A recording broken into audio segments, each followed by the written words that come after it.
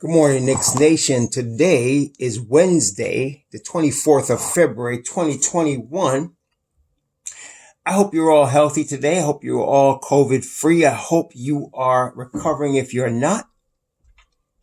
I hope pray double blessings upon those that are in the healthcare field trying their best to save lives every day, sometimes risking their own to do that.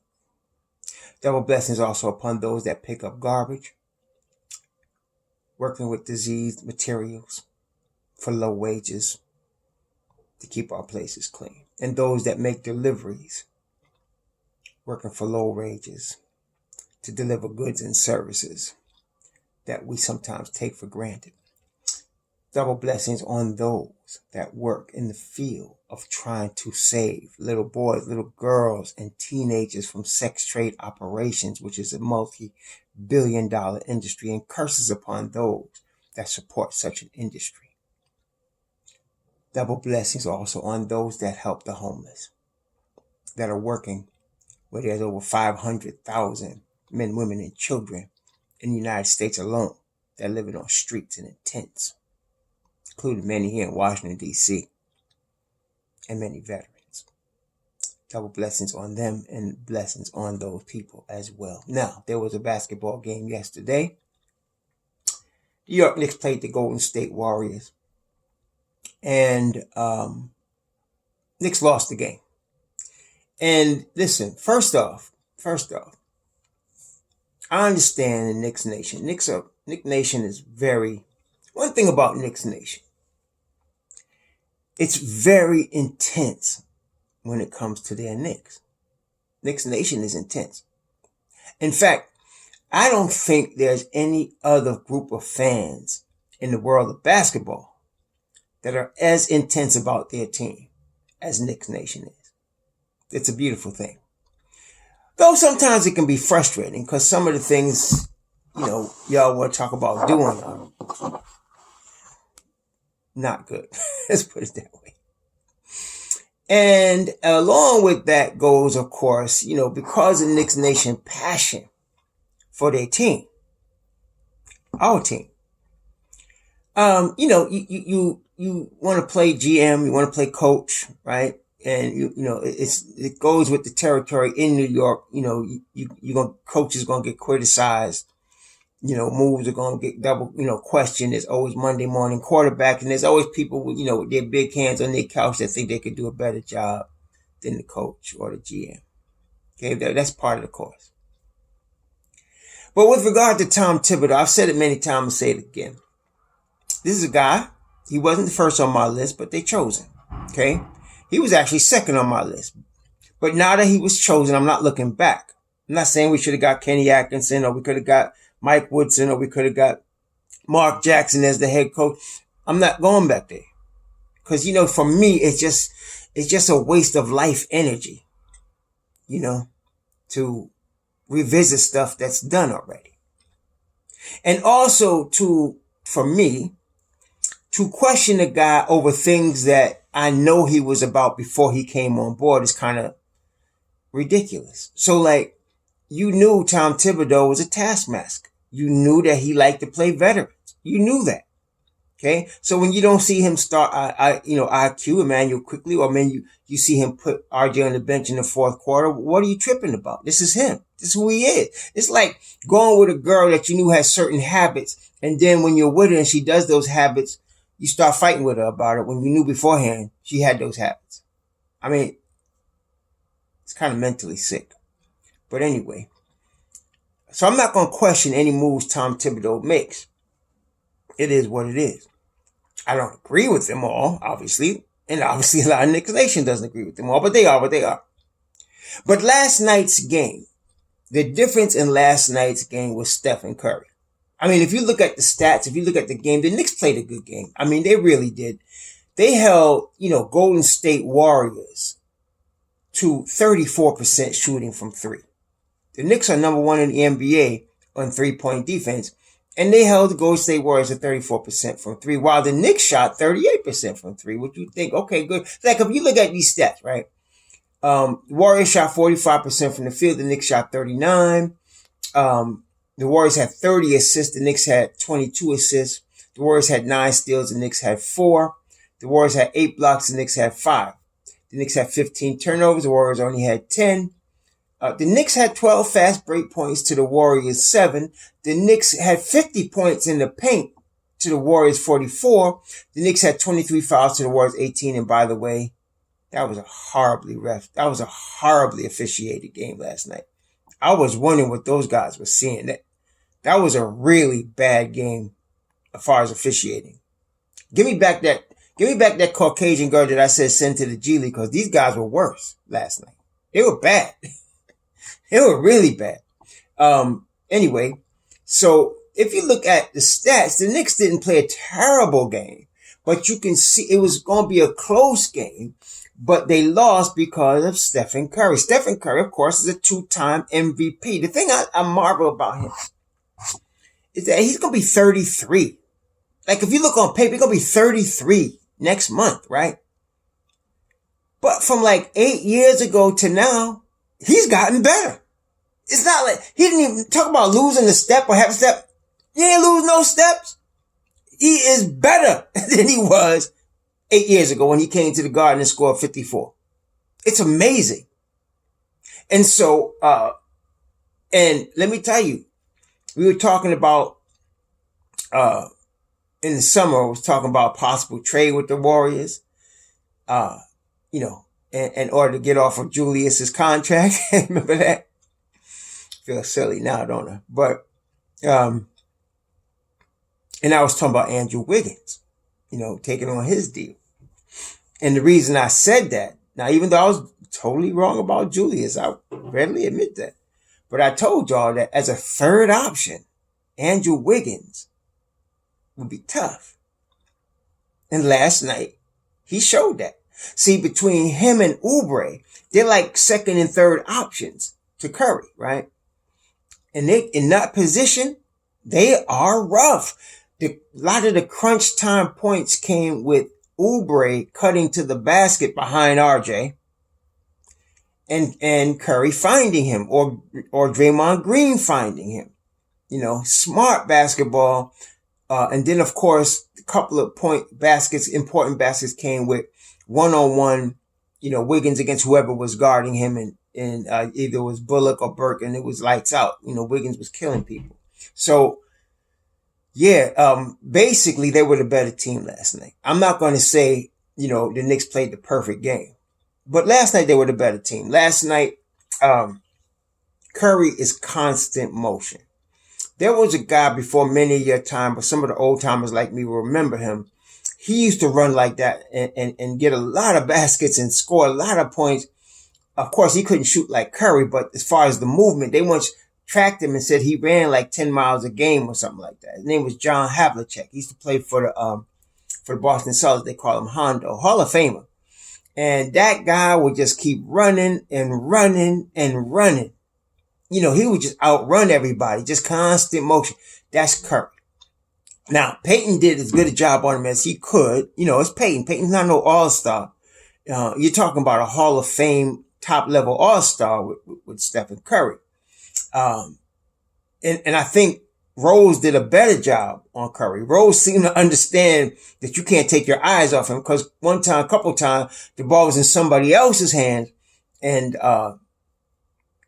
Peyton took his eyes off Curry. Curry, of course, being constant motion, would get a loose ball or a rebound and flick the ball up in just a split second, and it was good. I mean, that's as quick as it goes with him. You can't take your eyes off him. You got to face guard him 24/7 while you're on the court with him, 48 minutes. Now, Rose seemed to understand that, and he played him a little better. We missed a lot of chippies. RJ was shooting like he had his Ray Charles shades on last night. He was shooting like Ray Charles, and he was driving me crazy. I don't know if y'all noticing it, but he just like I've been noticing it for like a month. He blows some defensive assignments, man. He just blows them. Cats was going back door on him a couple times, man. And then when he was guarding some cats, he just would push him, whack him. He has got to get better on the defensive end. He has just got to. I know he's got the talent. I know he's got the desire. And I still believe in him in crunch time, and Tom did put him in the game in the fourth quarter last night. And I agree with that, because one thing about him, RJ is a gamer. I mean, he's just got that gene in him, that killer instinct at the end. So, and that's going to get better over time. But last night just wasn't there. They were the better team. Simple as that. I was very impressed with their defense. I never thought of their head coach. I remember their head coach when he played for the Spurs, but before that he played for the Bulls, and when he won rings with both teams. And he could shoot the rock. That boy could shoot. He could shoot the rock. But I never thought of him as any type of defensive genius. But that team last night was playing some defense. That Warriors team was playing some really good defense. And so it was a game. So, I mean, this is, to me, it wasn't going to be a cinch for us to win. We said when we analyzed this on Monday, these were going to be 3 tough games. The Warriors, the Kings, and the Pacers. It's not going to be no easy thing here. But we at home. So it's when they were just better, period. They were just better. We would have had to be on the top of our game. See, this is the problem with the Knicks this year. And I think, most of you that's watching can understand what I'm saying. We've been a very bad third quarter team all year. Okay. Been a very bad third quarter team. The only thing stopping us from playing 48 minutes of good basketball is the third quarter. Lots of times, sometimes we get off to slow starts. Yeah, that's happened. But most of the times when we've lost games or the game's been close and we barely win, it's because of our third quarters. Our third quarters are just not good. Last night, we got outscored in the third quarter by 13. We was with them, or beating them, all the rest of the game. We outscored this first quarter. They outscored us by 5. We outscored them by 9 in the second quarter, going to the half with a lead. We outscored them in the fourth quarter by 1, but the third quarter, they outscored us by 13. See, our third quarters are weak. We have to learn, the Knicks have to be able to play 48 minutes of good basketball. Now, this is not something that is new to us. I mean, Tibbs has been saying it all season, and we know we are developing. This is the thing, some of y'all kill me with some of the moves y'all propose making based on reaction. This is a process. A development is a process. You don't short circuit or short change or shortcut the steps needed in the process. This is part of the process. Learning to play 48 minutes of sharp basketball. Part of the process. Okay? Got to do that. And this is what we are doing. Now, I want to tell you this though. The Warriors were the better team last night. And as they are currently constructed, they are going to be dangerous. And when Klay Thompson come back, they are a championship team. There's no question. But I want to tell you something. This year, with that team, I would not sleep on the Knicks in the 7-game series in April. See, we're still developing. People are looking at us as we are right now, and they want to make stupid moves. Leave it. This is not the year to be trying to trade and upgrade and all that. Right now, keep your team and develop good habits. Once you have developed good habits as a team, you look in the offseason, you evaluate what you want to do. And you try to keep a core team together because, look, last night you had Stephen Curry and Draymond Green been playing together for a minute. And they got a system. Okay? And they had the kid, Pascal, that they drafted. He has bought into the system. Kevon Looney bought into the system. And so you got a system. Okay? And they all know how to run that system. And they've been together for a minute. That's part of development is continuity. So y'all, trade Randall, trade this one, trade that one. I mean, stop it. Stop tripping. We need to stop right now. This is the beginning. This whole year is the beginning. This is the beginning of our redevelopment right here. This is the beginning of learning long-term sustainable winning as an organization. You can't take a shortcut and get there. We're not there. This is not LeBron with Ingram and Lonzo and you trading everybody to get AD to add to LeBron. This is not that. We're not there. This is not Antetokounmpo. When you trade and you get a Drew Holiday to go, we don't have that yet. We're just discovering the greatness of Julius Randle just now. Okay? So, You can't just shortcut and say, we need this, we need that, we're short that center. Some of y'all just tripping, man. Just off the chain. I'm glad some of y'all are not in management. I am glad. Because that's been the problem for the last 20 years.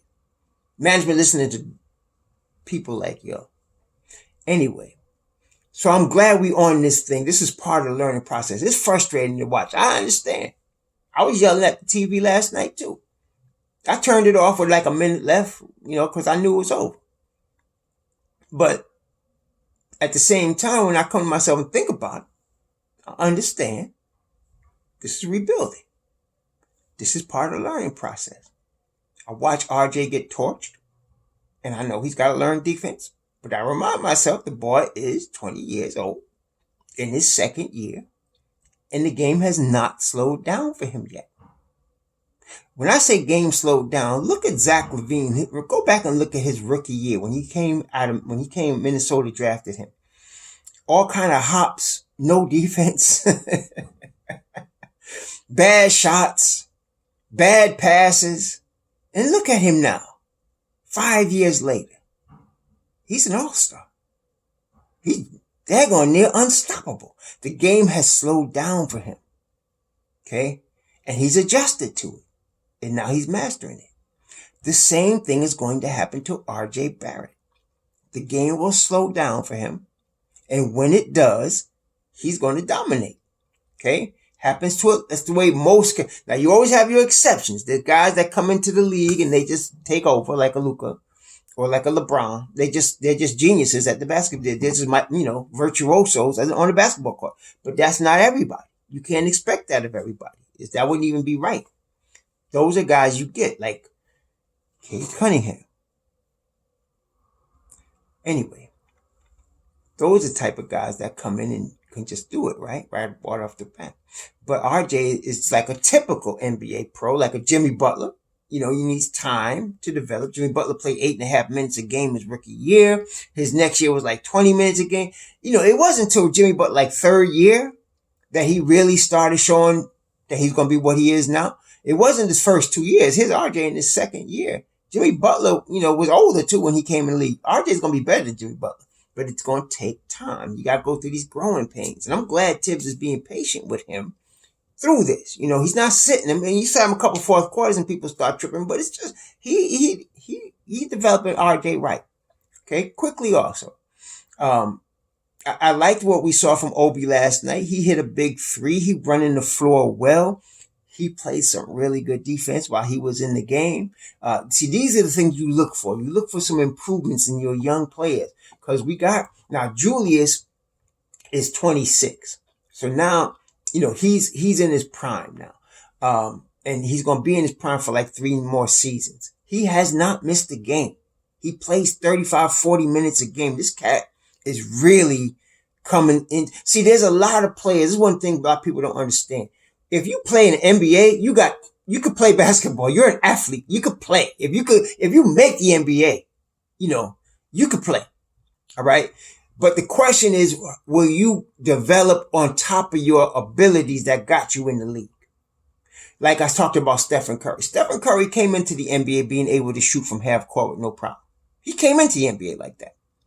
But he had some ankle problems early in his career, was getting hurt a lot. Some of y'all don't remember that. He was getting hurt a lot early in his career. And on top of that, he had to learn develop other aspects. Now the boy's, he's a virtuoso, a maestro, offensively, he's unstoppable. Okay. You got to double him and you got to stay on him. Otherwise he's going to kill you. He didn't even have his best game last night and he scored 37. That's what I'm saying. So, but it takes time to get to that point, to build off of what you are that got you in the league. Like, for example, there was a guy once that was picked second overall, used to play for the Knicks. His name was Derek Williams. I don't know if y'all, this was a few years ago. He was picked second overall. Why was he picked second overall? Physically imposing. 6'8", like 220, could, look like he could touch the top of the backboard. Grown man's body. Sometimes he throws some grown man's dunks on people. And you was like, wow. But he never built on top of that which got him in the league to become what you thought he might become when you saw him at Arizona when he first came in the league. He also came in with Minnesota. He's playing in Europe, I think now. But that's what I'm saying. So with Randall, 6'9", 230, 240, been bigger than everybody, stronger than everybody from the time he probably was in junior high school and then high school and in Kentucky. And now what we're seeing this year is him learning the game slowing down for him building on top of that talent that got him in the league in the first place. And that's where you go from being a tremendous athlete, one of the 300 best basketball players in the world, which anybody in the NBA is, to becoming a star in the NBA.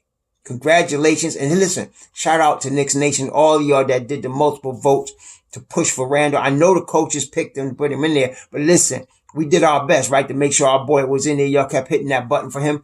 Good job, y'all. Good job, Knicks Nation. Julius Randle's an all-star, and he deserves to be an all-star.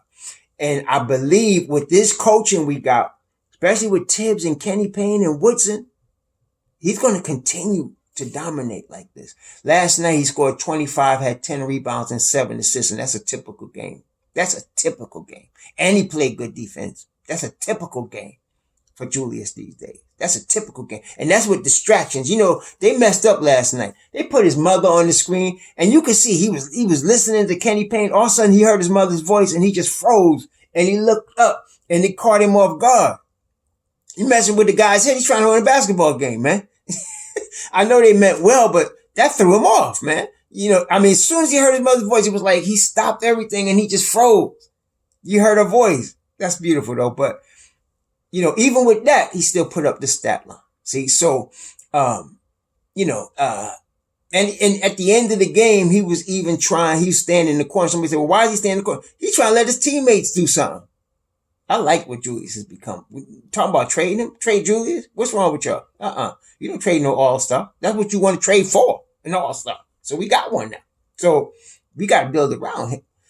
So yeah, it was a tight game. Peyton had 20. RJ only had 4, 1 of 9 from the field. He had 10 rebounds. He had 10 boards, but stuff you're going to have to deal with, stuff you're going to have to deal with. IQ, he wasn't his best game. That's for sure. Wasn't his best game. 1 of 5. Rose came with 16 points, 8 assists, 4 rebounds. He did a good job, as good a job as you could do on Stephen Curry. But hey, it is what it is, man. Oh, one more thing. On the Frank Ntilikina front, my favorite Knick. Did y'all read see? It was Sunday. I think it was Sunday. I was watching. See, I watch everything. I see everything. As far as the game, I watch little things. So I'm watching Frank on the sidelines. He's into the huddle, right? He's listening. He's looking at the score. He's looking at the other team. He's really into it. And so I realized something. See, Thibodeau always says people don't want to listen to what he says, and you criticize him without hearing what the man said. We're going to need everybody, he said. Every man's got to be ready at any time to come in. Right? And I realized he's not getting rid of Frank. Frank is there. So if D Rose gets hurt, if IQ gets hurt and can't go, he plug Frank in there. And he knows Frank will lock somebody down. Okay? And so he's not getting rid of that. Why would he? Because he wants everybody to be ready. He's a guy that's all hands on deck. And this is the thing about it I realized too. And some of y'all don't realize it, but some of y'all do. Once he chooses 10, he's going to war with that 10. He's not looking at the other guys. He wants them to stay ready so that if somebody of his 10 is hurt, he's just going to put you in. And now you're part of the 10 until you lose it. Okay? So, and usually an injury will cause you to lose it. Frank was playing good. Frank was hitting his threes at a high level, playing good defense. Then he hurt his knee out of the 10. Rivers came. He was in the 10, got hurt. And then Rose came. Ain't seen Rivers since. Okay. So he chooses 10 and he goes to war with that 10. Now, if somebody in that 10 gets hurt, then his attention goes to what he's got on the side that he's expecting you to be ready. And he said it. Then yesterday or day before, he said, I like Frank. He said he's doing good things in practice. He said he's helping our team, even though he's not playing. And to me, that shows where he said, so then I realized it wasn't that he don't think Frank could play. It's not he don't think, Knox could play. They're not in the 10. They were, and then like in Knox's case, he just was thinking up the joint. That's what got him out the 10. But usually it's an injury. And in Rivers' case, it was a combination of him being a little hurt and then, of course, his boy D Rose showing up. Well, D Rose gonna be in the 10 unless he gets hurt.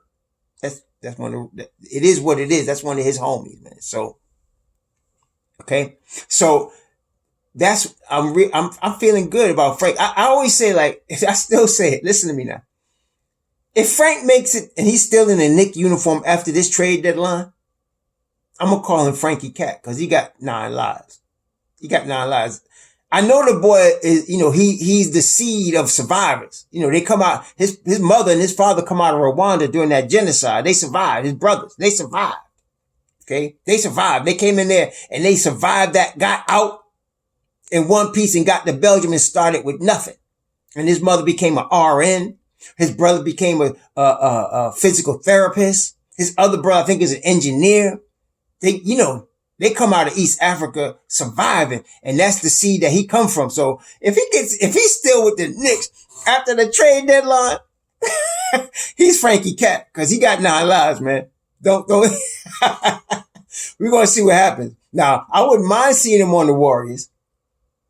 The Warriors want Frank. I would not mind seeing him on the Warriors at all. Or the Spurs, or Miami, all of them teams would play. But the Knicks got him, so that's my boy. So I'm sticking with him. But hey, that is wild though. So let's see what happens. Trade deadline is coming up next month, so we see what happens. But anyway, on to the next one. It's like Julius said at the press conference after. He said, let's get a win against the Kings next. They played as good as they can. They make mistakes. Listen, what team ain't gonna play a game, make mistakes? They make mistakes. We got to get better in the third quarter. We got to get better in the third quarter. We got to get better in the third quarter. I don't know what we got to do, what the combination is going to work, but our third quarters stink. That's what's stopping us from playing 48 minutes of good basketball. We got to come in the third quarter ready to play. So here we go. Sacramento Kings up next Thursday. That's tomorrow, the 25th. Let's get this win. Let's move forward. Let's move forward. We could have been at 500. Hey, it's not there yet. Every time they do, they get close, they get knocked down. Get close, get knocked down. But we fighting, man. We fighting. 32 games into the season. The Knicks are doing good. Let's see if we can get this win against Sacramento. Root on your boys. Shalom. Be safe out there. Have a good one.